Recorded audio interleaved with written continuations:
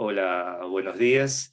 Le queríamos dar la bienvenida a nuestros expositores del día miércoles a el tercer encuentro del Simposio Naturaleza e Ideología, la naturalización de experiencias, prácticas y representaciones comunicacionales, culturales y tecnológicas.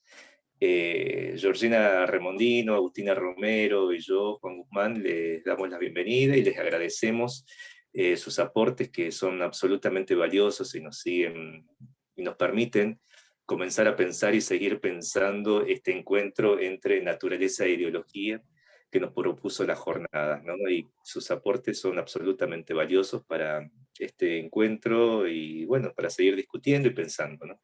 Hola Santiago, buenos días. Así que bueno, comenzamos. Los expositores del día de hoy son María Beatriz Quintana, Lara Montiel Vergesio, Santiago Mamaní, Laura Gutiérrez y Abigail Tastaca. Como no está Abigail, también expone por ella María Laura. Así que bueno, comenzamos con la exposición. María Beatriz, te cedo los 15 minutos que te corresponden. El trabajo de María Beatriz se llama Naturaleza e Ideología, Polisemia Filosófica y Prácticas Intolerantes. Así es, muchas gracias y bueno, nuevamente gracias por el espacio y por compartir con los chicos. Bueno, la temática propuesta en este simposio nos invita a discutir en términos analíticos la construcción semántica y pragmática de dos categorías fuertemente imbricadas, cuya retroalimentación polisémica se expresa en una concepción antropológica. Encuentro conceptual, decía el simposio, naturaleza humana. El punto de partida es el campo filosófico, que brinda innumerables herramientas teóricas y metodológicas a efecto de problematizar tales categorías e indagar en la conformación de las subjetividades, de prácticas de intolerancias naturalizadas, aprendidas, que se estructuran en sistemas que reproducen formas discriminatorias de fuertes implicancias ético-políticas.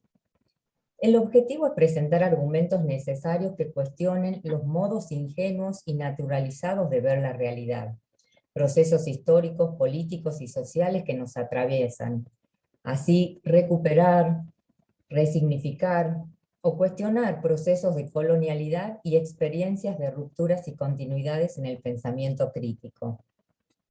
La propuesta avanza en la interpretación del racismo como una práctica sistémica, destacada por sus efectos sobre la población, actitudes arraigadas en la estructura social y materializadas en instituciones públicas y privadas, y como consecuencia en sus mecanismos de funcionamiento y naturalización.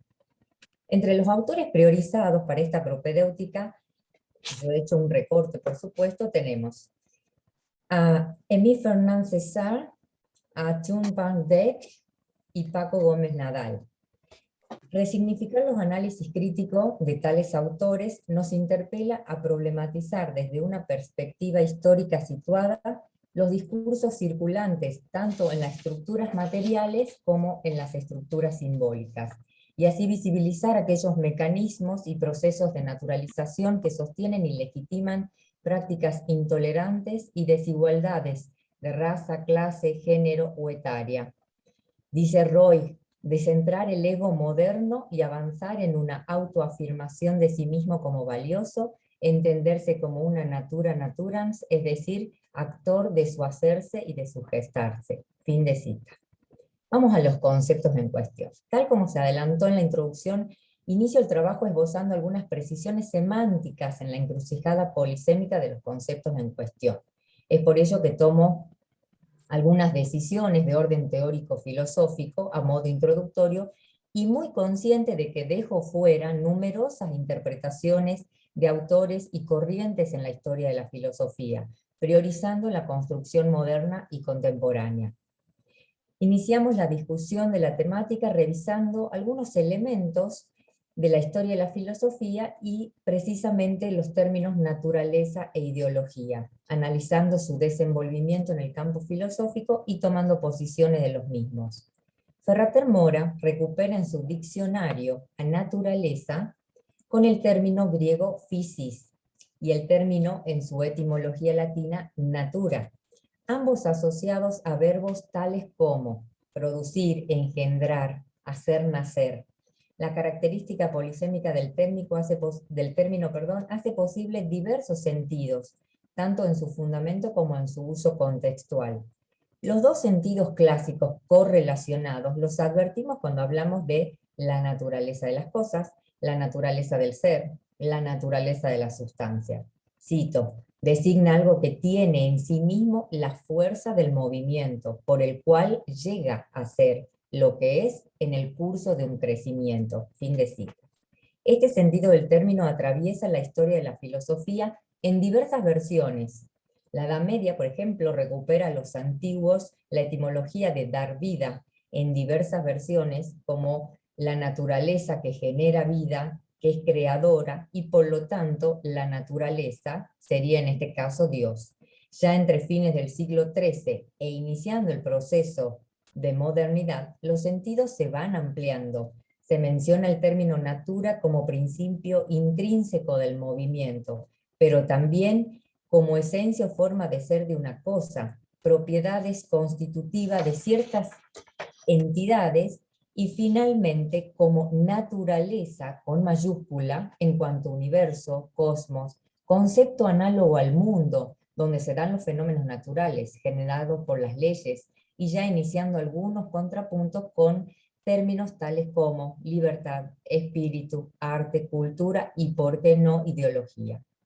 Las formas que tiene la modernidad de concebir la naturaleza comienza a estructurarse en esquemas binarios, con cierta subordinación y o determinación de parte de ella, bajo las designaciones en el terreno de las ciencias positivas y el derecho, como cuerpos naturales, fenómenos naturales, dentro de regiones espaciotemporales, dentro de categorías estadísticas y causales, es decir, diversas formas de aproximación al término en cuestión, sin avanzar demasiado aún en procesos de complementación y o reciprocidad.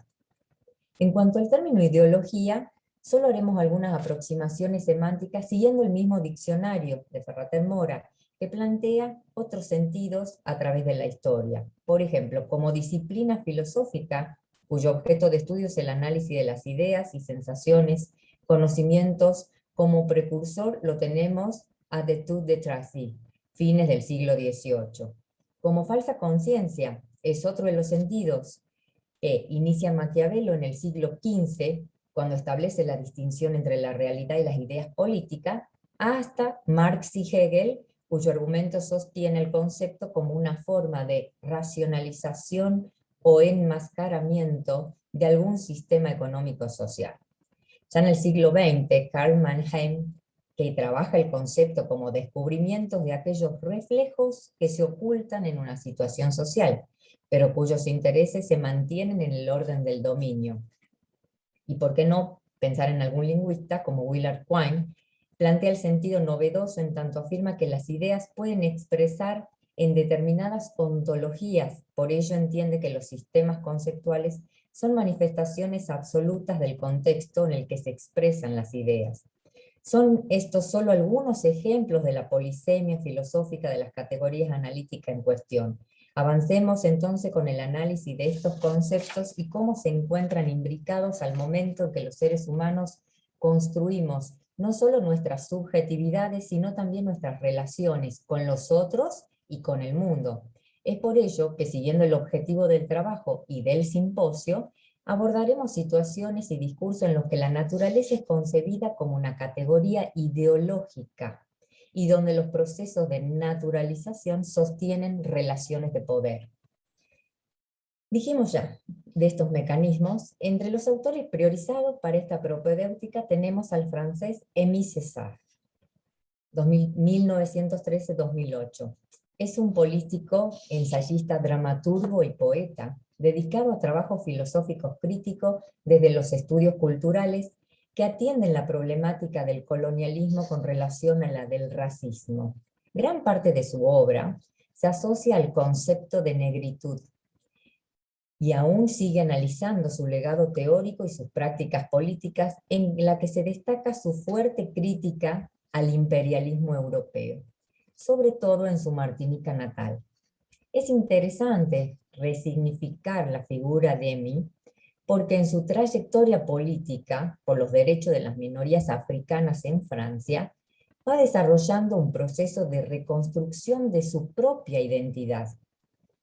Su acceso a la educación desde el hogar y los posteriores estudios superiores lo acercaron paulatinamente a elementos de las sociedades colonialistas, y es en 1934 cuando funda junto a otros compañeros la revista L'Estudiant Noir, el estudiante negro, cuando hace uso del concepto negritud con el objetivo de cuestionar la opresión cultural del sistema francés colonial, sistema que a través de distintos proyectos políticos propone el desarrollo de un proceso de asimilación cultural y en paralelo una ideología colonial racista. César vincula a lo largo de sus obras la crítica al colonialismo con la negritud, como un movimiento de resistencia colectivo, como respuesta a la desventura de un pueblo que ha naturalizado su condición, no de raza, sino de ciudadano en la toma de decisiones ético-políticas. Se ha transformado el color en una categoría analítica que sostiene una forma de estar en el mundo, en la historia, los oprimidos. Y voy a citar a César: si los negros no fueran un pueblo, digamos, de vencidos, un pueblo de desventurados, un pueblo humillado, si se invierte la historia y se hiciera de ellos un pueblo de vencedores, no existiría la negritud. Yo no defendería la negritud, me parecería insoportable. Fin de la cita. Retomar el César a partir del concepto de negritud genera la posibilidad de recuperar el proceso de naturalización de la ideología colonial a partir del desarrollo de la modernidad europea fundamentalmente. Hace consciente su hegemonía para deconstruirla. Introduce otra forma ideológica para resistir una delimitación teórica, según entiende el autor, que involucra dos momentos: negación y oposición a los imperativos culturales dominantes, revalorización de la cultura negra africana, crítica a la colonialidad y oposición a la opresión histórica. Deja al desnudo que hay historias dentro de la historia. Por ello es imprescindible apropiarse de la memoria traumática y reconocerse como parte del proceso histórico. Respecto a Toon Van Dijk, lingüista neerlandés contemporáneo, teoriza la construcción de las formas discursivas dominantes respecto de los grupos minoritarios, reproduciendo de manera sistemática una forma moderna de la ideología racista. Su aporte resulta muy interesante en dos aspectos como mínimo. Por un lado, analiza cómo las prácticas discursivas en distintos órdenes, comunicacional, educativo, etc., reproducen decididamente formas de racismo. Y por otro lado, recupera el estudio de la naturaleza sociocognitiva y su relación intrínseca con la estructura de las ideologías. Respecto al primer aspecto, Toon asocia el concepto racismo a discurso, y sobre todo de las diferentes élites que controlan los medios de producción ideológica y desarrollan discursos políticos. El autor entiende, por un lado, que la ideología racista es un sistema societal complejo de dominación, con un fundamento étnico o racial y su consecuente inequidad. Por otro lado, un subsistema de este racismo es cognitivo, es decir, que bajo las prácticas racistas cotidianas, tangibles, visibles, hay mecanismos que presuponen representaciones mentales, que se comparten socialmente con orientaciones negativas. En consecuencia, las ideologías y los prejuicios no son naturalmente innatos, se aprenden. ¿Dónde? ¿Cómo? En conversaciones diarias, en discursos oficiales, en medios de comunicación, a partir de la lectura de textos, etc. El racismo se aprende en sociedad a través de la variedad de estructuras que sostienen un discurso: expresiones verbales, no verbales, dibujos, cuadros, gestos, mímicas. Toon afirma, cito: y una vez que tales representaciones mentales han sido influenciadas de la manera prevista por un discurso racista, pueden ser utilizadas también articulando e integrándose en otras prácticas racistas. Es de esta manera que el círculo del racismo y su reproducción se cierra. Con respecto procesos de dominio político, perdón. Vamos ahora con respecto a la ideología, el concepto para TUM tiene la misma consistencia que un conjunto, cito, de representaciones sociales que definen la identidad social de un grupo, es decir, sus creencias compartidas acerca de sus condiciones fundamentales y sus modos de existencia y reproducción. Fin de cita. Entonces, son fundamentalmente axiomáticas y se adquieren de manera gradual. Tienen poder de control sobre las creencias compartidas, son relativamente estables y su coherencia facilita su práctica en la vida social. No la entiende como una falsa conciencia, tampoco en el plano individual, pero lo que sí sostiene el autor es la capacidad de legitimar las prácticas sociales, la dominación de un grupo de élite o de cultura, la resistencia de un pueblo o de un proceso. Son estas diferentes élites las que van a desempeñar un papel importante en la reproducción ideológica del racismo, no por su nivel de racismo, sino por su acceso a los bienes materiales y simbólicos que constituyen la base del poder legitimado, que influyen sobre todo en los discursos públicos. Estos grupos se posicionan como líderes ideológicos de los valores que deben regir para todos, el bien común. Y cuando estos líderes representan tanto en la práctica como en lo discursivo el poder blanco, occidental, capitalista y cristiano, el racismo se manifiesta en su máxima expresión. Por otro lado, Paco Nadal, periodista y ensayista español también contemporáneo, es muy novedoso al analizar el tema que nos convoca, crítico del mundo moderno en América Latina, propone repensar las instituciones a partir del reclamo de pueblos ancestrales. Indaga en la herencia de las colonialidades y las condiciones de posibilidad para recuperar la historia de los grupos invisibilizados, pueblos indígenas, afroamericanos, mujeres, por visiones eurocéntricas y racistas. Estos procesos de dominio político y cultural que aún en el tercer milenio siguen vigentes en nuestra América. Y el patrón de poder ha sido sin duda, como lo afirma Aníbal Quijano, el racismo, como la profunda y perdurable expresión de la dominación colonial impuesta sobre la población del planeta en el curso de la expansión del colonialismo europeo. Entonces, la colonización de los esquemas mentales y la limpieza del lenguaje en nuestra América ha logrado en el siglo XX un nivel importante de exclusión en la participación social y política, según datos de CEPAL y UNESCO. Cuando el autor se dispone a trabajar la cuestión del racismo, lo hace a partir de diferentes censos llevados a cabo en países latinoamericanos, considerando en sus datos características étnicas y culturales.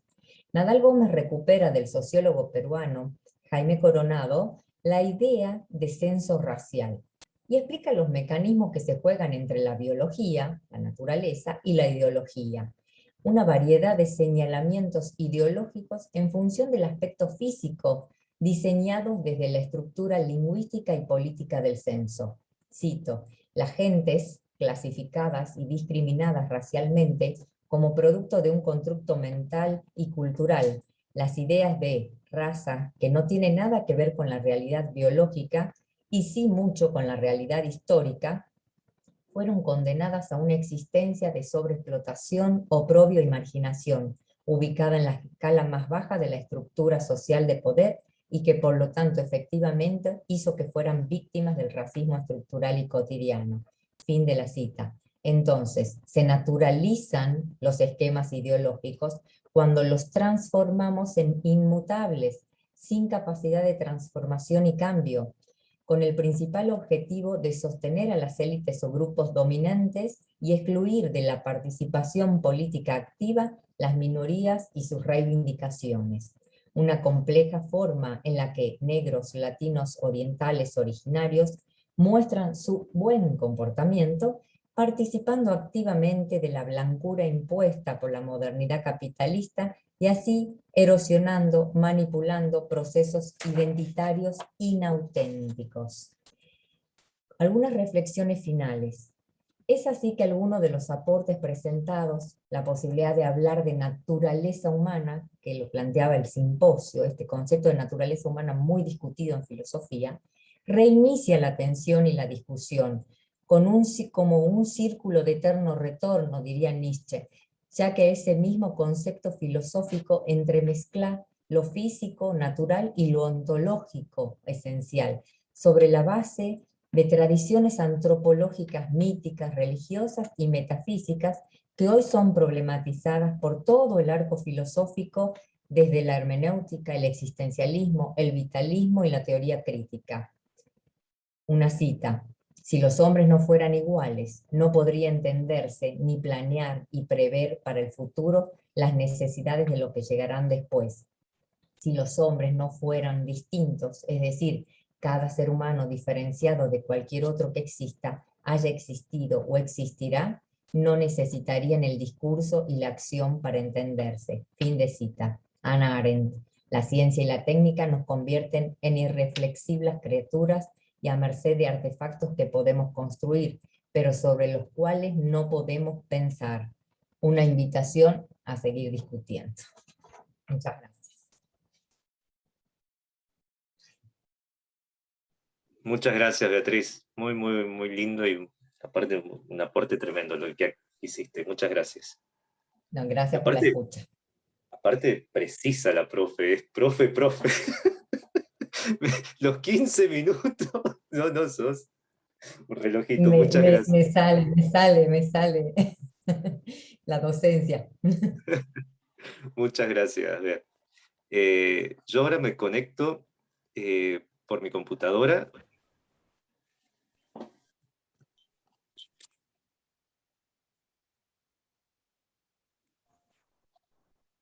Juan, ¿necesitas algo? Ahí creo que ya estoy. ¿Puede ser? Ahí está, buenísimo. Yo me escucho, ¿ustedes? Sí, silencia uno de los micros, Juan, para que no te dé, ¿cómo se llama? Retorno. Listo, ya está silenciado. Perfecto. Buenísimo. Bueno, le damos paso ahora a Lara Montiel Vergesio. Lara nos va a presentar. Lara es estudiante avanzada de comunicación, está realizando su tesis, y sobre su trabajo de tesis nos va a presentar la siguiente ponencia: las imágenes como herramientas creadoras de sentido común, el caso de la legislación del aborto en Argentina 2020. Lari, sí, buenos días. bancame que veo para compartir pantalla. Aquí tengo el Power. ¿Ahí se ve? A ver, para. Ahora sí. Ahí. Perfecto. Bien. Bueno, buenos días a todos y todas. Como dijo Juan, esta es una introducción o un pequeño resumen de mi trabajo de tesis para la licenciatura de Comunicación Social, que actualmente estoy desarrollando y que no está finalizado, así que si les parece que hay cosas que faltan redondear o pulir es porque efectivamente así es. Mi trabajo se denomina las imágenes como herramienta creadora de sentido común, el caso de la legalización del aborto en Argentina. Y como principal objetivo, cambia. Juan. Ah, sí, bien. Mi trabajo tiene como principal objetivo reflexionar acerca del rol de la fotografía como herramienta creadora y validadora de sentido común y de ideologías. Para hacerlo, elegí como estudio de caso la cobertura fotográfica del debate por la legalización del aborto en Argentina, analizando para esto las imágenes relacionadas al tema, elegidas por las ediciones impresas y digitales de 4 diarios argentinos, 2 de alcance nacional y 2 de alcance provincial, que son Clarín, página 12, el Tribuno de Jujuy y el Pregón de Jujuy. Todas las imágenes que vean en este PowerPoint son del corpus de mi tesis y pertenecen a alguno de los 4 diarios nombrados en el relato de la legalización del aborto. Los plazos de selección del corpus van desde el 25 de noviembre del 2020, cuando fue la conmemoración y marcha por el Día Internacional de la Eliminación de la Violencia contra la Mujer, hasta el 31 de diciembre del 2020, 2 días después de la votación en la Cámara de Senadores de la Nación a favor de la legalización del aborto. El eje organizador de este trabajo de investigación es el concepto de hegemonía cultural, desarrollado por Antonio Gramsci, para analizar las clases sociales y la superestructura. La idea de la hegemonía es que ésta justifica el status quo social, político y económico como natural e inevitable, perpetuo y beneficioso también para todo el mundo, en lugar de presentarlo como un constructo social que beneficia únicamente a la clase dominante. Al hablar de un constructo social de sentidos, partimos de una premisa fundamental, que es que una propiedad de los sentidos es precisamente construirse y deconstruirse. Gramsci proponía que las normas culturales vigentes de una sociedad no deberían percibirse como naturales, sino reconocidas como una construcción social artificial y como instrumentos de dominación de clase. Esta práctica, que para él resultaba indispensable para una liberación política e intelectual del proletariado, es la que intento llevar a cabo en mi trabajo mediante el análisis de determinadas imágenes de circulación pública. Entonces, este trabajo busca utilizar el análisis fotográfico para desentrañar cómo los actores sociales y políticos se ubican y actúan en los escenarios simbólicos que son las imágenes, donde llevan a cabo luchas de poder que también son de carácter simbólico. No se trata solo de descubrir qué se muestra y qué no se muestra, sino también cómo se muestran y cómo se ocultan estas clases de representaciones. Los sectores dominantes siempre tratarán de construir y mantener el sentido común, porque el sentido común que para ellos sea más conveniente. Y el sentido común visual es el que se manifiesta cuando determinadas formas de representar las jerarquías sociales es vista como inherente a la realidad misma. Pero como cualquier tipo de hegemonía, esta también puede ser enfrentada por diferentes actores que proponen imágenes alternativas o contestatarias. Y la lucha en estos casos se da de esta manera, presentando imágenes al público. Las categorías o dimensiones que se encuentran presentes en las imágenes visuales que voy a estudiar no pueden ser tomadas de manera separada. Cuando digo categorías o dimensiones hablo de género, clase, raza, ya que en el material de estudio empírico estas se intersectan y entrelazan. Se muestran necesariamente juntas por la naturaleza del soporte, que es una imagen, no se las puede separar. Y un análisis de ellas en su unicidad no alcanzaría a dar cuenta de fenómenos tan complejos como los que abarcan.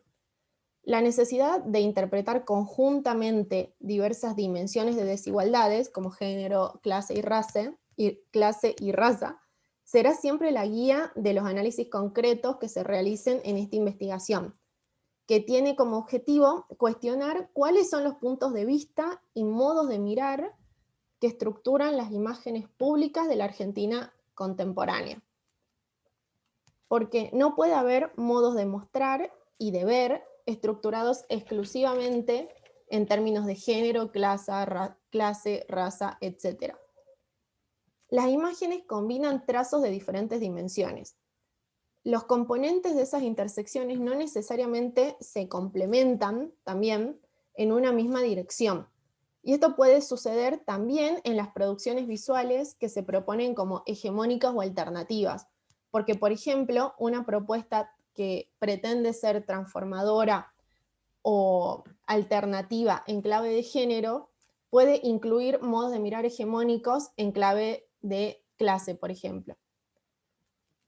La preocupación por lo visual de esta investigación implica el intento de ir más allá también de la circunscripción a una determinada técnica o o dispositivo particular de imágenes. Se abordan una diversidad de materiales visuales, impresos y digitales, que tienen como única característica en común la de ser imágenes fijas. Aunque cuantitativamente destacan las fotografías, los materiales incluyen también dibujos e historietas que se usaron para relatar la legalización del aborto y todo ese mes que transcurrió entre noviembre y diciembre del 2020. Se busca escapar así de una de las trampas del campo sobre las que advertía John Berger, que dice: está muy extendida la opinión de que si a uno le interesa lo visual, su interés ha de limitarse a una técnica de tratar lo visual. Así, se establecen categorías de interés especial: pintura, fotografía, apariciones reales, sueños y muchas otras más. Y lo que se olvida, como todas las cuestiones esenciales en una cultura positivista, es el significado y el enigma de la propia visualidad. Muchas gracias. A ver, dejo de compartir, ahí está. Muy bien, Lara. Muy bien, muchas Gracias. gracias. Así, sucinta, fuiste al hueso. Pero muy, muy bien. Así que, y yo creo que ya está. Hay que alentar a Lara para que siga con que termine la tesis, ya está. Muy bien. Acordate, Lara, que también hay pasos que después lo vas a poder desarrollar en algunas tesis de maestría, doctorado, lo que vos quieras, pero Claro. se me hace que ya hay un avance así como para ser presentado. Bueno, digo, no presionamos a nadie, cada uno conoce sus tiempos también, Lara. Pero muy bien, muy bien, muy bien, muy bien. Perdón, me tomo este atrevimiento porque la conozco, la quiero y soy amigo de Lara. Bueno, ahora el segundo, la tercera, la tercera exposición va a estar también a cargo de Santiago, de Lara y de Santiago. Ahí estoy yo, pero los chicos han, han intervenido y van a intervenir en exponer el trabajo que se llama Pintada Estudiantil, Dibujos y Relaciones de Desigualdad en Jujuy. Si quieren, Santi, Lara, comiencen, los escuchamos y las escuchamos.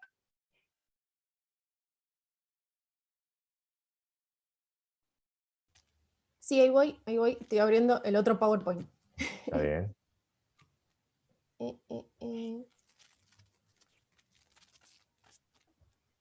Ahí está, compartir pantalla, ahí está. Ay, me tapa. Ay. Bien.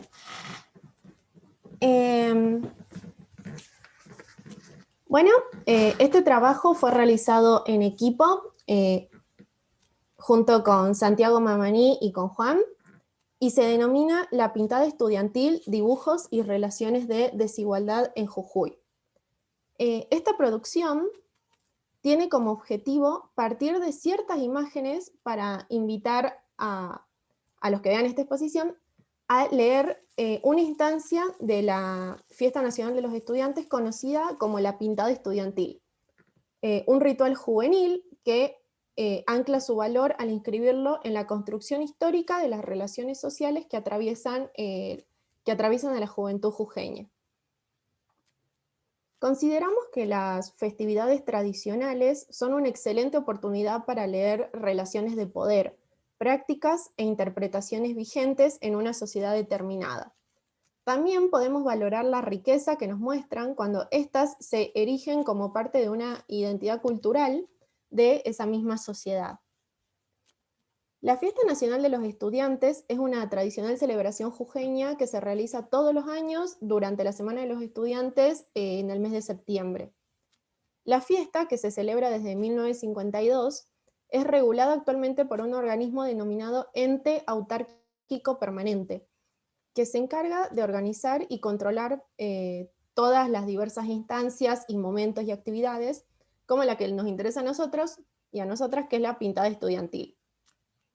En una entrevista realizada por medios locales en 2019, el presidente del ente, Martín Meyer, se refirió a los y las estudiantes que forman parte de la fiesta, comentando que, según él, no hay diferencias entre ellos, ni económicas, de inclinación sexual, pensamiento religioso o político. Eso queda de lado. Acá son un grupo de amigos que tienen un fin en común y trabajan por ese fin, y eso es lo importante de la fiesta. También en la misma entrevista afirmó que el ente trabaja como un coordinador, meramente monitoreando las elecciones que toman realmente los y las estudiantes, aceptando los cambios propuestos por ellos y ellas, y modificaciones que propongan y permitiéndoles elegir libremente las modificaciones sobre la Fiesta Nacional de los Estudiantes. Pero en las últimas 2 pintadas realizadas antes de la pandemia, que fueron en los años 2018 y 2019, algunos y algunas estudiantes denunciaron actos de censura por parte del ente, reclamando que sus dibujos fueron tapados con pintura blanca unas horas después de que ellos se habían retirado del lugar el mismo día de la pintada. El ambiente idílico imaginado por el ente no puede ser llevado a la práctica cuando se ven estos casos reales. Y con respecto a la relación dialógica entre el Estado provincial y los y las estudiantes, también es llamativo observar cómo el presidente del ente supone que las diferencias identitarias pueden ser borradas y pensadas por fuera de la construcción social jujeña. En el 2018, una agrupación estudiantil de secundario llamada No Vamos a Calmarnos realizó pintadas en las que expresaban su apoyo a la legalización del aborto, a la educación sexual integral, a la defensa de la educación pública y gratuita, al aniversario número 42 de la Noche de los Lápices, y exigiendo justicia por la desaparición forzada de Santiago Maldonado. Todas estas pintadas, cuando los chicos se retiraron, fueron censuradas. Luego, en el 2019, fueron de vuelta, y repitieron la temática de la legalización del aborto y la educación sexual integral, y sumaron ahora también denuncias contra el Fondo Monetario Internacional y expresiones de solidaridad con docentes estatales de Chubut.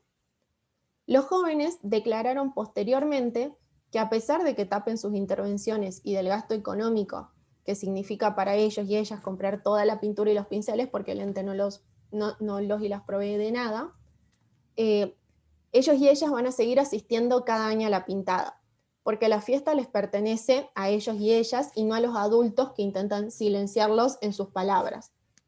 Además, manifestaron que este día del 2019 habían recibido numerosas muestras de apoyo y solidaridad de otros y otras estudiantes, incluso pertenecientes a la comisión estudiantil del ente, que son los chicos y chicas de secundario que trabajan en la organización de la fiesta, pero al mando de los adultos del ente. Y esta comisión estudiantil les contaron a estos chicos que se sentían disconformes con el hecho de que se permita dibujar libremente imágenes referidas a la religión católica, las cuales no eran censuradas de ninguna manera, pero sí se censuren y se castiguen las referidas a la educación sexual integral y al aborto legal. Ahora le paso a Santi para que siga hablando. Hola chicos, buenos días. Bueno, con todo lo expuesto ya por Lara, el presidente del ente autárquico permanente, Martín Meyer, da a conocer que la censura se da debido a que forma un contexto de politización de la Fiesta Nacional de los Estudiantes, y la bajada de línea constante del ente es la de homogeneización de los jóvenes, es decir, que no hayan discusiones, que no hayan diferencias, siendo que la provincia de Jujuy, siendo que Jujuy es una de las provincias con una de las sociedades más polarizadas, a mi entender, de la República Argentina, y porque vivimos la fiesta nosotros también, a pesar de que se busque que seamos todos iguales y considerar que todos los alumnos somos iguales, todos los estudiantes, se da cierta pica, más allá en los colegios, de que se da siempre a conocer, se da a entender que el contexto socioeconómico de cada uno de los estudiantes está presente constantemente y en todas las fiestas. Siguiente viñeta, por favor, Lara. En el trabajo de campo que hicimos con Lara y Juan, pudimos notar tres etapas en la Avenida de los Estudiantes en la Ciudad Cultural, muy bien marcadas, que se trata de la zona publicitaria, la zona de competición y una zona marginal o sector marginal, que hacen referencia respecto a lo que está pintado en la avenida. Respecto a la zona publicitaria, como bien el nombre dice, son más que nada publicidades, porque ahí están las cámaras, los medios, los palcos, los funcionarios, y si es que hay celebridades, celebridades. Ahí se entregan los premios y es la parte más importante, por así decirlo, dentro del desfile de carroza. La zona de competición, que es en donde se da la censura, está compuesta por cuadrículas de 1,5 metros por 1,5 metros que cubren todo el ancho de la avenida, y ahí pudimos notar cómo se expresa la sociedad, los colegios y las instituciones, que principalmente abunda más que nada la monotonía, ya tanto sea de los colores como de las temáticas, porque pudimos visualizar mucho industrias culturales, todo lo que sea relacionado a la televisión o emojis, más que nada, que es lo que está más relacionado a los jóvenes de hoy en día con este contexto pandémico. También pudimos ver dibujos que hacen alusión a la religión, de colegios católicos, que se implican dentro de la fiesta y buscan una participación constante y pueden escribir lo que sea mientras sea relacionado a la religión, debido a que está bien, que es lo normativo. También vimos dibujos con respecto a lo regional, que es dibujos alusivos a la Pachamama, a la quebrada del Mahuaca o simplemente el folclore de la provincia. Con respecto al sector marginal, que está atrás en la última parte de la Avenida de los Estudiantes, pudimos notar que hay dibujos que son de menor presupuesto, no están dentro de las cuadrículas, es decir, no hay una competición, no ganan premios por hacer los dibujos, que variaban un poco más en la temática, pero nos impresionó cómo la bajada de línea del ente autárquico permanente seguía vigente hasta en la zona marginal, es decir, donde no hay una competición, no hay una regulación, porque no habían dibujos, por ejemplo, de River ni de Boca, por así decirlo, que es lo más común que se puede ver, es decir, que no se busca la homogeneización constante y lo cumple sin que hayan reglas. Eso nos quedó muy, muy, muy marcado porque se busca siempre la no división de los estudiantes. Siguiente cuadrícula. Con el contexto pandémico del año pasado, en el cual seguimos, los dos canales más importantes de la provincia de Jujuy se propusieron retransmitir los shows de las bandas o de las celebridades invitadas para la celebración de la Fiesta Nacional de los Estudiantes, y no dejó de desacertar el ente autárquico con la invitación de una banda llamada El Chino y la Rebelión, por su interpretación de su polémico tema Casi la mato, siendo que la provincia de Jujuy tiene la tercera tasa más alta en la República Argentina de femicidio, que tiene un promedio de 5,7 por sobre 100.000 habitantes, por lo que estaría normalizando con este acto actitudes y cuestiones machistas que son aberrantes, normaliza en una fiesta de estudiantes, es decir, de jóvenes, estas actitudes y tratar de implícitamente replicarlas. Es decir, no dando en la tecla y no simplemente reproduciendo actitudes que no van.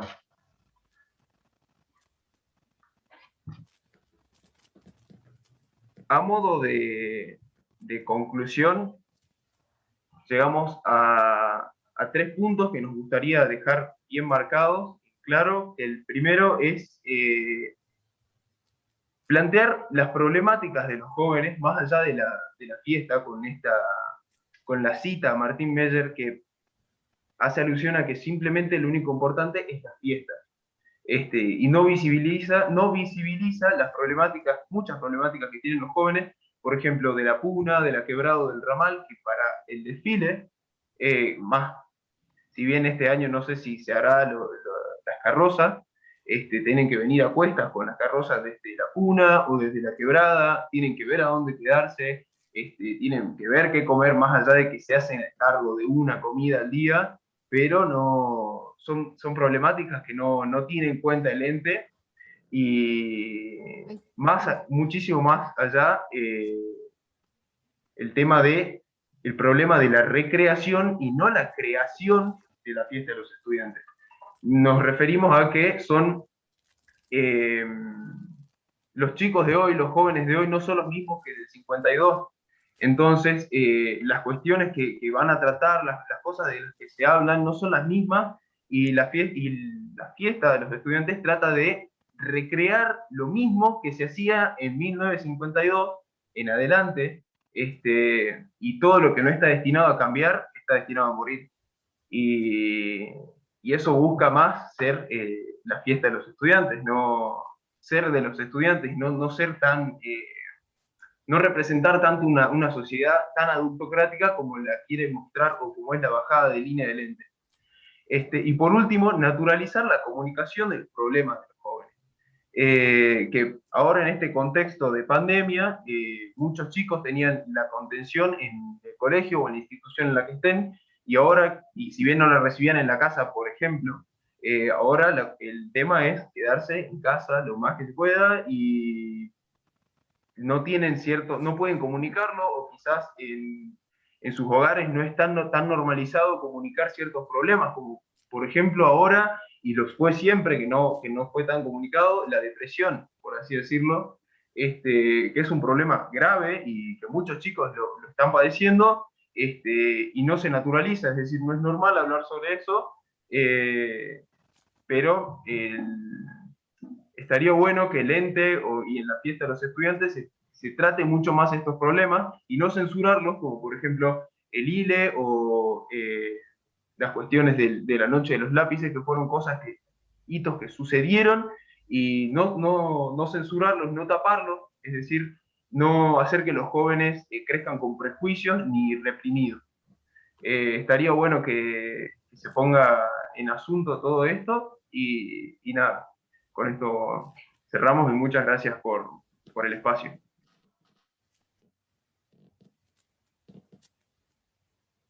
Gracias, Santi, gracias, Lara. Muy lindo lo que presentaron, chiques. Gracias, gracias. Gracias. Ahora pasamos a María Laura, que María Laura Gutiérrez va a presentar el trabajo que tienen junto a Abigail Tastaca, que es el episodio 0 del podcast No está bien, está mal. Hola de nuevo a todas, a todos. Si bien esta ponencia está firmada con nombre de Abi mío, es una construcción colectiva. Y ahora voy a pasar a compartir el Power y a consultar si se ve para dar inicio, ¿no?, a la exposición. Se ve, se ve. Perfecto. Vamos a probar porque además tiene audios insertos, así que bueno, ojalá esté todo bien. Seguro que sí. Como decía Juan, ¿no?, este trabajo titulado No está bien, está mal, episodio 0, un podcast, es parte de un proyecto de investigación y extensión que ahora voy a contar de qué se trató, y es una maqueta sonora que todavía no está publicada, por eso no está ahí compartida por otros medios, que agrupa reflexiones y conversaciones a raíz de este proyecto de extensión coordinado por docentes del taller de tecnología y producción radiofónica de la carrera de comunicación, en el que conformamos también estudiantes, ¿no? Este proyecto, este audio entonces, surge a partir del proyecto de extensión Altavoz, escuchatorio radiofónico por la comunicación como derecho, del año 2019, un proyecto que se basó en el registro del tratamiento de ciertos temas, teniendo en cuenta la construcción de sentidos de la comunicación como un derecho, atendiendo a a tratar de prestarle atención, de indagar si las configuraciones, las visualizaciones y las tensiones de las reflexiones necesarias que consideramos hacia estas temáticas estaban presentes en medios de gestión estatal, y si estos medios de gestión estatal eran espacios para la democratización de la comunicación, ¿no? Donde habiten voces, diversidad, identidades, luchas y colectivos emergentes estructuralmente vulnerados en el derecho y en los derechos y su acceso. Este proyecto de extensión dio lugar a un proyecto de investigación, la comunicación como derecho y la construcción de sentidos en radios públicas en San Salvador de Jujuy durante el 2019, que se presentó en pandemia. El objetivo de esta investigación entonces era analizar desde una perspectiva de la comunicación como derecho el discurso radiofónico de estos medios públicos de gestión estatal como construcciones de sentidos en torno a ciertas temáticas: salud mental, mujeres, derechos humanos, diversidad sexual, niñez, adolescencia y juventudes. En el camino, a través de las escuchas que realizamos, fueron surgiendo, ¿no?, otros temas a los que prestamos atención también. Se trató básicamente de analizar el registro de producciones radiofónicas emitidas durante 2019 en radios de gestión estatal ubicadas en San Salvador. Las radios fueron Radio Muni 88.5 y Radio Universidad 92.9. Focalizando la escucha sobre todo en la hora de la mañana, que es un horario en el que hay más producción propia en estas emisoras, y además es el segmento de por sí informativo, ¿no? Así que esos horarios fueron los que priorizamos en la escucha. La metodología de trabajo estuvo compuesta por una escucha y un registro individual, en el cual nos fuimos organizando según nuestros tiempos y recursos, que básicamente fueron el celular que cada quien tenía, y llevamos estos audios a una conversación reflexiva y analítica que la compartíamos con el equipo, ¿no? Por eso es colectiva en esta mesa de trabajo, y los almacenábamos a estos audios y los catalogábamos según estas temáticas que ya mencioné hace rato. Esa era básicamente nuestra metodología de trabajo. A partir de esto fue que pudimos conversar, analizar, reflexionar. Audios en el podcast se encuentran una selección. Yo aquí ahora inserté, espero que se escuchen, en el Power otros más como ejemplos de lo que fuimos ahí descubriendo. Si todo sale bien, voy a dejar de compartir y voy a volver a chequear si está con el sonido, disculpen, porque tengo miedo de que no esté. Ah, sí está. Bueno, si todo sale bien, escucharemos ahora lo que es la artística de inicio de este podcast. Si de pronto detectan que es un niñito con síndrome de Down. Yo no dije síndrome de Down, dije una enfermedad incurable. Una enfermedad incurable. ¿Usted cree que el síndrome de Down es una enfermedad? No, a ver, una discapacidad. Por eso se llama síndrome. Pongamos una discapacidad. Una discapacidad. ¿Usted cree que el síndrome de Down es una enfermedad? Pues lo dijo usted, ¿eh? Está bien. No está bien, está mal. Ni las palabras ni los discursos son ingenuos. Construyen sentidos. Por eso desde este espacio buscamos reflexionar sobre eso que se dice en las radios públicas. Somos Abby, Luli, Romina y Sonia. Y hoy en No está bien, está mal, charlamos sobre radios públicas y género. Entiendo que se escuchó porque no hubo ninguna... Perfecto. Bueno, entonces, esta es la artística inicial, ¿no?, con la que revestimos este audio, en el que reflexionamos, compartimos observaciones y también nos preguntamos a partir de la escucha que realizamos. Si de pronto detectan que es un niñito con... No me salió también ahí, pero no importa. Sí se ve, ¿no?, que estoy pasando la filmina. Perfecto. La primera vez que hago esto con audio, así que gracias por la paciencia. Uno de los ejes que conversamos en este podcast era cuál era el lugar de nosotras como comunicadoras y referentes, ¿no?, de estos espacios, y lo que observamos a partir de varios días, muchos días podría decir, de escucha de estos programas, es que de por sí la cantidad de mujeres en los equipos de producción de estos programas era desigual a la cantidad de varones, ¿no?, en el equipo. Eso por un lado, y notamos que la división de temas, de qué temas tocaba cada persona involucrada en este equipo, también hay ahí, nos hace ruido, ¿no? Si era basado en estereotipos de género, si fue una decisión más de producción, pero notamos como algo que nos hacía ruido en torno a eso, y en torno a, bueno, nos lleva a pensar el lugar de nosotras comunicadoras, en realidad, en las relaciones de poder que existen, ¿no?, en los medios de comunicación y la toma de decisiones. Si tenemos lugar en esas tomas de decisiones, cómo son las relaciones de poder hacia adentro de la producción, si reproducen o no, si cuestionan, si disputan las relaciones de poder hegemónicas en nuestra sociedad. Ahora paso a compartir otro audio. La idea es que pueda compartir reflexiones e ir escuchando, que vayamos escuchando ciertos audios. Hoy la frase, a ver, yo te propuse dos de la misma autora, mujer. Bien, ya está la pista. Pero decidimos la más picante, la más picante y la más fácil. De Olivos nos van a sacar muertos. ¡Epa! ¿Quién dijo la frase? Ya sabemos que es mujer. Ya saben que es mujer, ya saben que es política, sí, que es legisladora. Ajá. Y que está pirucha. Es un dato fundamental. Un datito de color. ¿No? Un datito de color, un datito extra, digamos. Algunos por ahí ponen, está consumiendo de la mala, está... ¡Ay, Dios! ¿Sí, no? Tranqui. Bueno, entonces, tranqui, digamos. Así que ya saben, el dato entonces, como dato puntual, es mujer política, militante.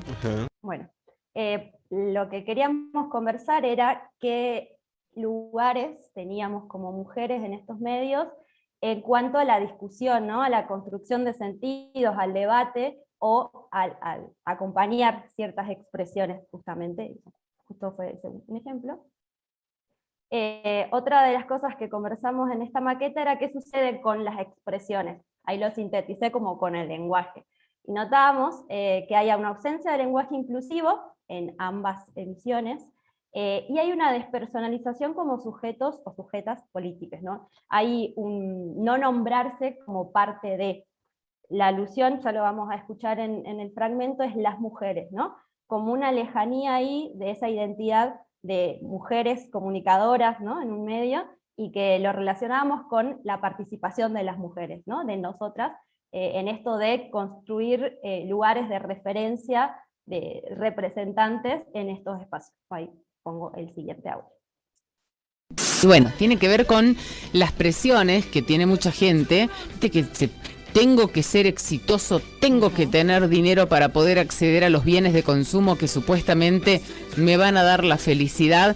Y bueno, esas son algunas de las principales causas de este síndrome de burnout. ¿Y por qué será más en las mujeres que en los varones? No sé, no tengo idea por qué será más. Porque las mujeres tienen, además... Nos exigimos más las mujeres. Porque además que la mujer tiene que competir más... La familiar. Se le suma, claro, a toda la actividad que tiene en la casa, que no es menor, porque hay que organizar, si tenés una familia, tenés que organizar la familia.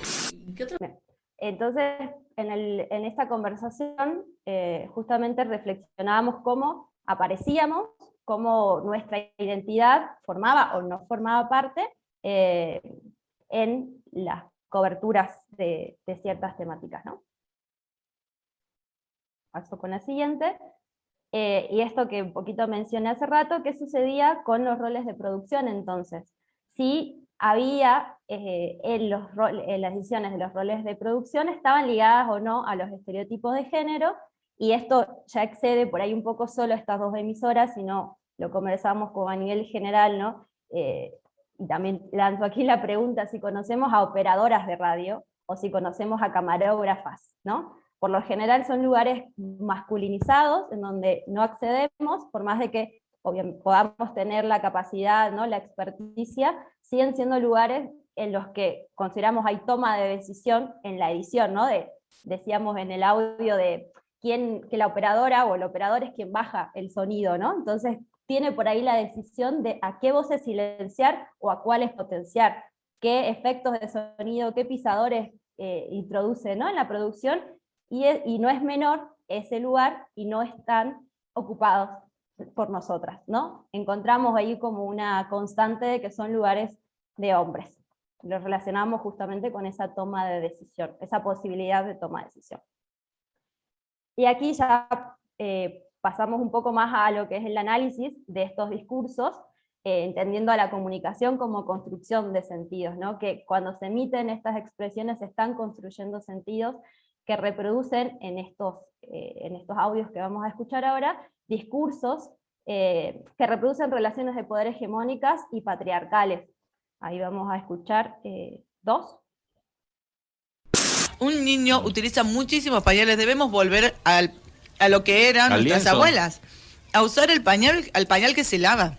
Lienzo. Y en muchos lugares Tela. lo están usando, porque volver a lavar, yo sé que es costoso, que a la mujer le lleva tiempo y todo, pero el pañal es lo más contaminante que puede haber, y la cantidad que se usa por un niño es tremendo, tiene unos gel cada vez muchos más artificiales, y lo peor de todo que no es que se tire el pañal y se tiene conciencia de cómo se tira el pañal, los dejan tirón las bolsas, los perros por supuesto hacen desastres, se quedan... Está bien, esa yo levanto No hay la toalla, manera está todo de- bárbaro. Ahora, los pañitos de las mujeres. También las toallitas. No, no vamos a hablar. Mujeres no se pueden cuidar un poquito más. Totalmente. Dejan mucho que decir, muchas mujeres que revolean los. Bueno, pasamos a escuchar el segundo fragmento. Un niño utiliza muchísimos pañales, debemos Pero- volver No al... No salió bien. Vamos a volver. Una vez por una situación. Dejar de compartir para volver, porque no sé qué pasó ahí. Un momentito.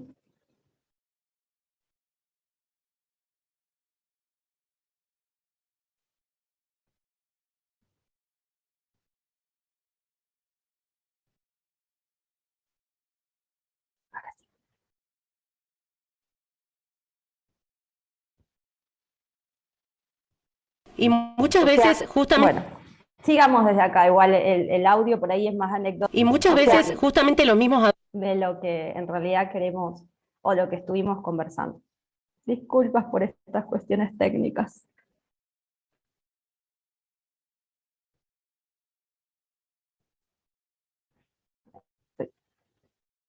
Voy a compartir desde acá, así no va a suceder. Además de estos discursos que reproducen relaciones de poder patriarcales, encontrábamos similitudes también y discursos que podemos nombrar como que naturalizan sentidos, ¿no? Vamos ahí a compartir, escuchar otro.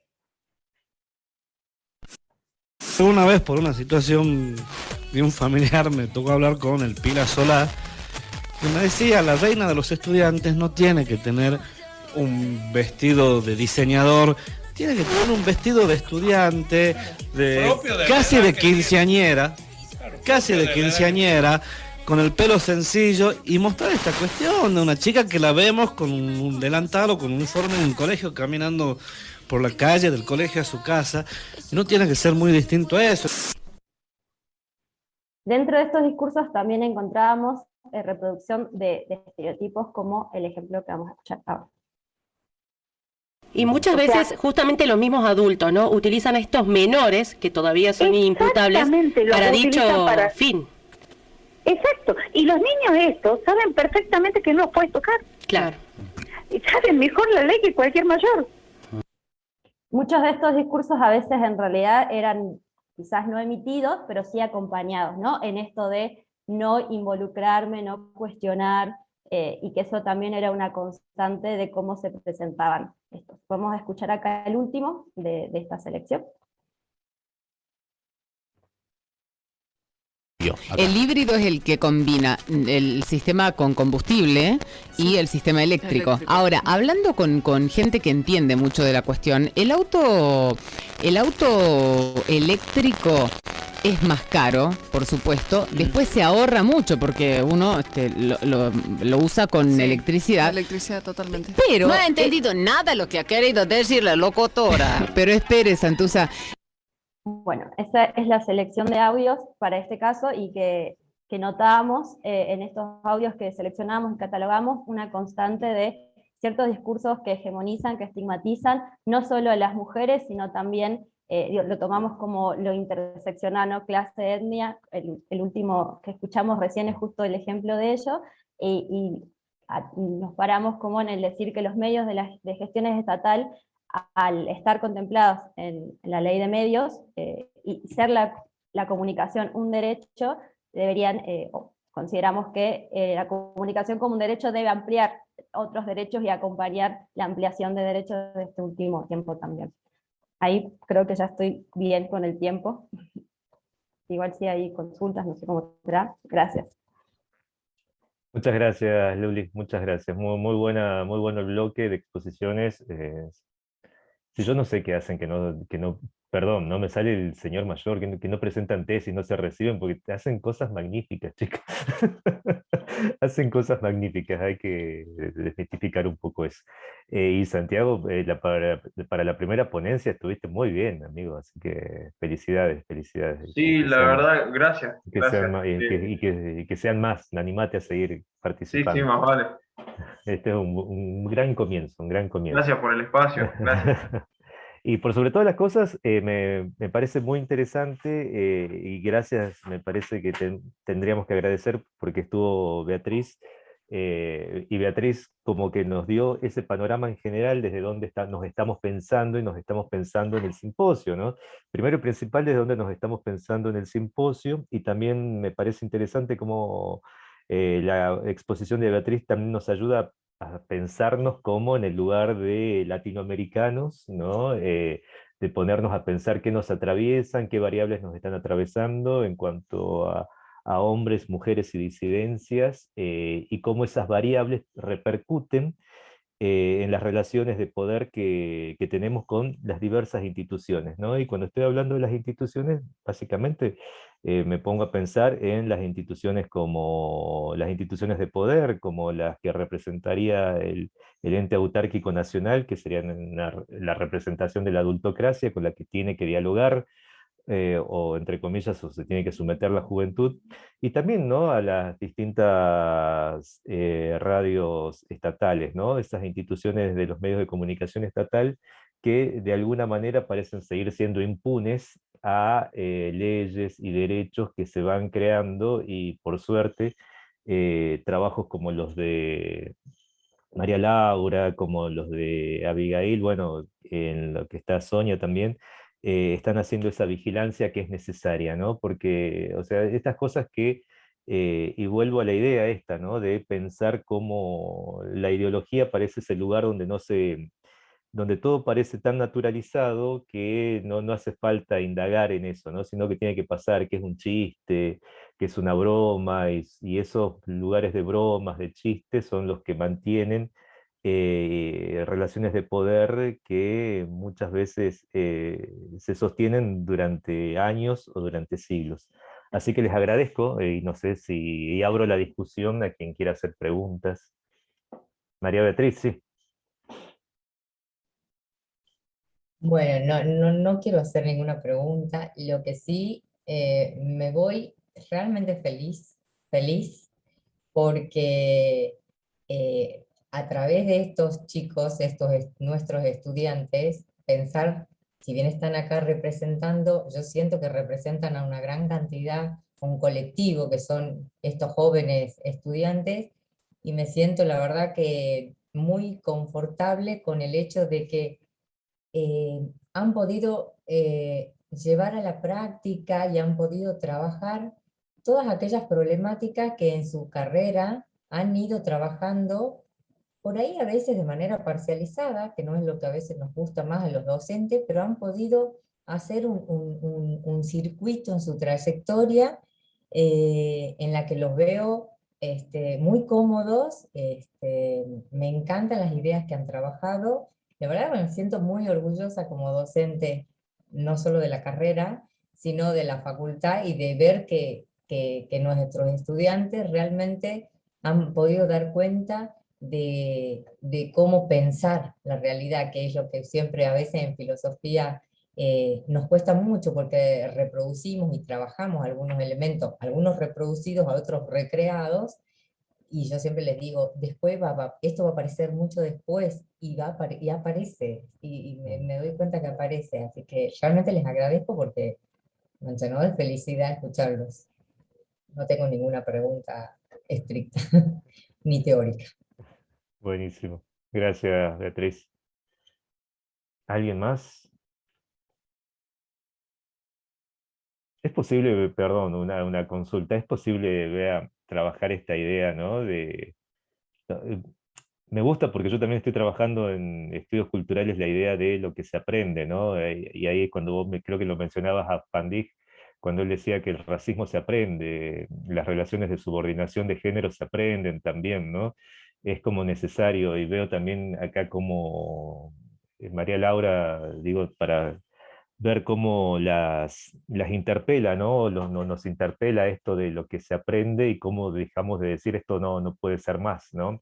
Y me interesaría ver esto, vea cómo si lo trabajás, si lo estás trabajando en Filo, o María Laura, si lo estás trabajando, si lo van a trabajar en, qué sé yo, más en actividades de extensión, a esto que están haciendo. Nosotros, vieron que yo hice un recorte, un buen recorte. Nosotros estamos trabajando en la unidad de investigación de pensamiento latinoamericano, relaciones interétnicas e interculturales, que así se llama nuestra unidad de investigación. Tenemos una diversidad de proyectos de investigación. Entre ellos estamos trabajando sobre las prácticas racistas en Jujuy, y es en ese contexto que hemos ido haciendo una selección de autores que trabajan sobre el racismo desde, primero a un nivel macro, y efectivamente aparece la dimensión más globalizada del racismo, para ir avanzando en niveles más micro. Es muy interesante cómo los chicos han trabajado elementos muy micro, muy de nuestra provincia, y eso es buenísimo.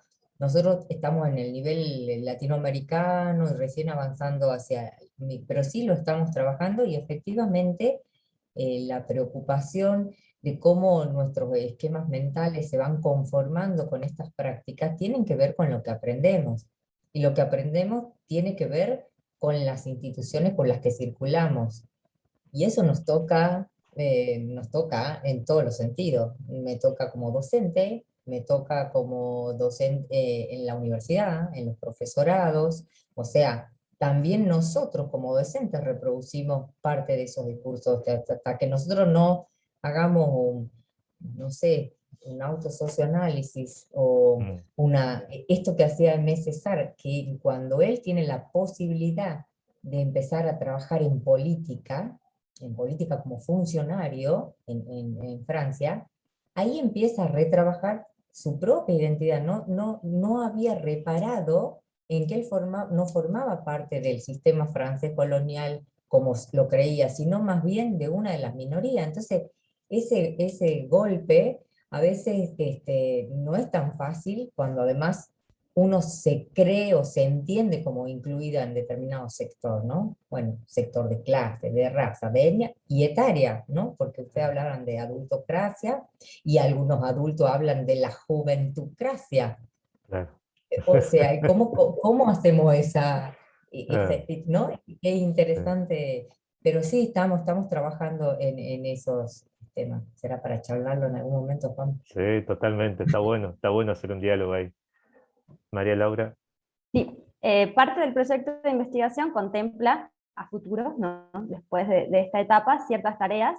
Una es, obviamente, sistematizar esto, que quede ahí una reflexión de lo que escuchábamos, ¿no? Compartir esas conversaciones que estuvimos realizando, y proveer de información a representantes de colectivos. La idea es trabajar, conversar también con las personas que están atravesadas por estas relaciones de poder opresivas, ¿no? De género, de clase y de etnia, ya sean organizaciones no gubernamentales, militantes, activistas, que se vinculen a las temáticas estas mencionadas: mujeres, derechos humanos, diversidad sexual, niñez, adolescencia.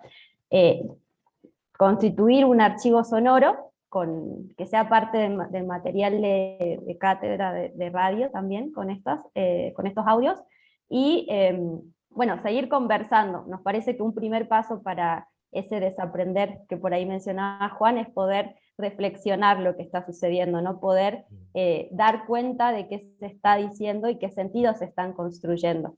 No sé si Sonia, que está por ahí, quiere agregar algo que quizás lo dejo de lado. También puede, o sea, si quiere. Sería eso, básicamente. Perfecto. A ver, Sonia, si quiere agregar algo. Sí, de todas maneras me parece como bien interesante cómo empezaste, Luli, ¿no? Esta autorreflexión, ¿no? De quién soy que voy a investigar esto, somos estas mujeres y atravesadas por determinadas variables, ¿no? Eso me parece re lindo porque muchas veces uno inicia una investigación marcando las perspectivas metodológicas, teóricas, y se olvida desde qué lugar está hablando y qué lugares lo atraviesan a uno, ¿no? O sea, eso yo ya creo que hace una investigación absolutamente rica. Hola, Sonia. ¿Qué tal? Buen día a todos. Buen día. Bueno, ya que me dieron pie para intervenir, algo cortito nada más. Por un lado, quiero felicitarles por las exposiciones y los trabajos y las reflexiones de temas que son como muy cotidianos y muy habituales, y a veces pareciera que por tan cotidianos y tan habituales pasan desapercibidos y justamente se terminan como convirtiendo en cristalizaciones que no suelen ser cuestionadas, ¿no? Por esto también empezamos a hacer este escuchatorio del que habló recién Luli, y sobre el que seguimos trabajando con el proyecto de investigación. ¿Qué es lo que estamos haciendo en este momento relacionado con la presentación que hizo recién Luli? Les podemos adelantar que estamos en producción de nuevos episodios. Lo que ella les acercó ahora en estas jornadas es una maqueta. Estamos ahora ya trabajando sobre la producción de nuevos episodios que cuando ya están listos vamos a compartir obviamente con todos ustedes. El nombre de los episodios de esta serie ha cambiado, hay un formato que estamos ajustando, pero seguro vamos a estar compartiendo todos estos contenidos porque nos parece que además de problematizar el tema, hay que llevarlo también a diferentes públicos, diferentes audiencias, y en este caso nos parece que el formato de podcast es el ideal por diferentes motivos también. Una es el hecho de que te abarata costos, ¿sí? ¿Sí? Estamos trabajando en general con aplicaciones, con software gratuitos y con los elementos que tenemos a disposición. Pero además también es un formato distinto que nos acerca a otro tipo de audiencias que en este momento también se ha volcado a estos consumos nuevos a través de las redes sociales, a través de diferentes plataformas como SoundCloud, iVoox, y etcétera, y bueno, mucha gente en Spotify. Eso, más que nada, les quería adelantar. Gracias. Gracias, Sonia, gracias. Y una preguntita para Santiago y para Luli, perdón, para Lara. Esta idea de ¿qué nos lleva a reflexionar sobre las imágenes y pensar que las imágenes también son lugares donde también está arraigada la ideología, donde está arraigada en estos procesos de desigualdad social, ¿no? ¿Qué los llevaron, qué los incentivaron a hacer esto? A mí porque creo que, o sea, porque en mi tesis personalmente había visto como muchos análisis del discurso, y también que el análisis del discurso es como que se quedan analizaban fotos pero con el epígrafe de la foto, y es como que te confías capaz que el epígrafe de la foto está, y con analizar el epígrafe de la foto estás haciendo el análisis de la foto, digamos. Que también otra parte de la tesis justamente sobre eso es ver, porque también la foto es todo un material visual lleno de ideología, y el epígrafe lo escribe otra persona, quizá con otras intenciones también. Entonces también es ver cómo un epígrafe intenta transformar o ocultar o hacer todavía más evidente algo de la foto. Yo en mi tesis también trabajo con los epígrafes, pero esto, no como el epígrafe que describe la foto haciendo tipo análisis del discurso, sino que son dos discursos diferentes que quizá también quieren decir dos cosas diferentes. Y a mí también algo que me interesaba un montón fue esto que dije cuando estaba exponiendo, que capaz que vos querés sacar una foto que es súper disruptiva en el sentido del género, pero como también lo visual yo creo que lleva toda otra deconstrucción a la deconstrucción pensada del lenguaje o pensada de las ideas mentales que tenemos, porque vos capaz que estás redeconstruido así cuando hablas o lo que sea, pero cuando ves una imagen o cuando vos vas a sacar una foto, no te das cuenta porque pensé que, o sea, me di cuenta que son dos procesos como totalmente diferentes, digamos, es como hacer brazo y pierna en el gimnasio, son dos cosas distintas y no importa qué tan entrenado estés en una, capaz que no estás entrenado en la otra porque es un proceso distinto. Entonces, bueno, en ese sentido también como que lo que me interesa es ver eso de que capaz alguno más relacionado con todo esto de legalización del aborto, algún medio quería ser súper disruptivo en el tema de género, pero se te escapa por raza, por clase, por algún lado, digamos, porque no podés como dominar todos los factores, porque eso, tenés que dominar literalmente el punto de vista, la forma de mirar que tenés que es diferente a escribir, que es diferente a pensar. Entonces, bueno, Como eso vos es lo que... dijiste, es holístico más. Bueno, ves una imagen y tenés que considerar todas las cuestiones, tanto raza, género. Nada, me Claro. gustó, a mí me interesó mucho el tema. No, perdón, No, eso. Y bueno, y ver eso, que es diferente las diferentes categorías de género, clase y raza en una misma imagen, pero también la diferencia entre el epígrafe y la imagen en sí. Así que bueno, esas eran como las cosas que más me interesan a mí en mi tesis, y sobre todo el sentido común visual. Perfecto. Sí, Santi. A mí me interesó mucho en el trabajo el tema de la contrahegemonía, o sea, de la disrupción que podemos llegar a generar con un trabajo. O sea, si se pasa a letras mayores, por ejemplo, esto podría cambiar directamente toda la fiesta, que atraviesa todo. No sé, yo por ejemplo, cuando era más pibe, cuando estaba en el colegio, lo único que pensaba era como, qué lindo septiembre, voy a ver las carrozas y la paso con los chicos. Y la fiesta puede ser totalmente distinta después de ver todo esto, y que los chicos, qué sé yo, puedan pintar lo que quieran, puedan expresarse como quieran.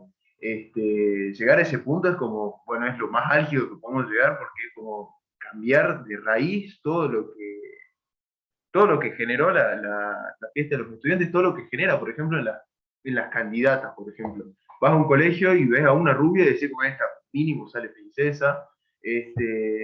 Desde ahí, que eso es parte de la fiesta también, o en los colegios, qué sé yo, los más caros, es decir, como, bueno, José Hernández fija, sale primero, y cómo van cambiando las cosas desde el punto económico, o viéndolo desde lo social, ver cómo podés cambiar todo eso, o simplemente poner reglas, qué sé yo, no sé, no podés usar un ingeniero, no podés usar un arquitecto, lo tienen que hacer ustedes mismos, que es también parte de la fiesta, y cómo te aseguran un primer premio en carroza, o tienen, no sé, los colegios católicos tienen siempre sacan reina provincial, siempre sacan reina nacional, y no muestran, qué sé yo, no sé, siempre es una construcción muy hegemónica, y para seguir disfrutando de esta fiesta estaría bueno que cambie, digamos.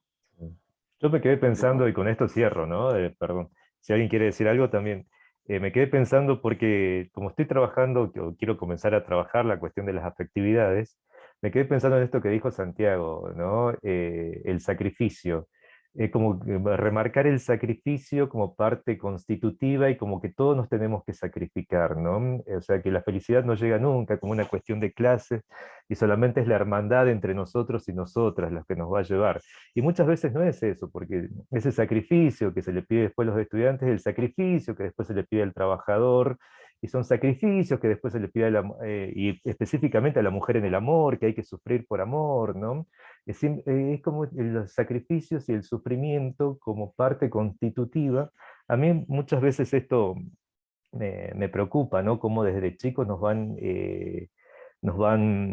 gestionando para que empecemos a gestionar de una manera más individual estas cuestiones del sacrificio, del darlo todo, de pensar, de sufrir, de que, bueno, total es amor, total es cariño, total es la fiesta de los estudiantes, sufro, ¿no? Me interesaría después en algún otro momento para mí destacar eso, esa variable, ¿no? que es interesante. Pero bueno, me quedé pensando en eso. Y bueno, nada, no sé si alguien quiere decir algo más, pero felicitarlas y felicitarlos por las exposiciones. Muchas gracias. Aparte, quedó todo redondito, cómo han expuesto, el orden, cómo lo han dado. Nada, bueno, agradecerles. Gracias a ustedes por la organización, por la participación. Y a Así los que chicos bueno. que sigan haciendo, que van por muy buen camino. Así que sí, totalmente. Bueno, nada, si alguien quiere decir algo más. Cerramos. ¿Cómo son las otras jornadas? Ya dentro de todo, el año que año por medio se hacen las jornadas de letras. Así que Genial. ya estaremos ahí convocándolos y bueno, nada, les vuelvo a agradecer la participación. Bueno, Juan, Gracias. muchas gracias. Muchas gracias. Gracias. Nos Chao. vemos, chicos. Gracias, chicos.